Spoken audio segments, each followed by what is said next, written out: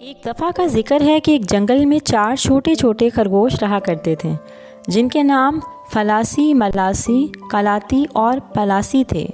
وہ چاروں اپنی ماں کے ساتھ ایک بڑے درخت کی کھو میں رہتے تھے۔ پلاسی ان سب میں چھوٹا اور شرارتی خرگوش تھا۔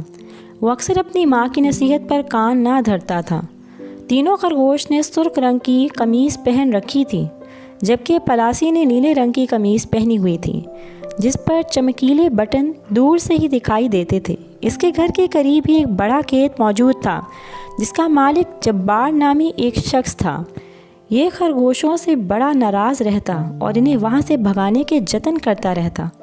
ایک شام چاروں ننھے خرگوش باہر کھیلنے کی ضد کی تو اس کی ماں نے انہیں باہر کھیلنے کی اجازت تو دے دی مگر ساتھ ہی سختی سے تاکید کی کہ وہ سب بھول کر بھی جبار کے کھیت میں نہ جائیں ورنہ وہ انہیں پکڑ لے گا۔ سب نے وعدہ کیا کہ وہ جبار کے کھیت سے دور کھیلیں گے۔ ماں کی اجازت پاتے ہی فلاسی، ملاسی اور کلاتی نے اپنی اپنی ٹوکریاں لیں اور بیروں کی تلاش میں نکل گئے۔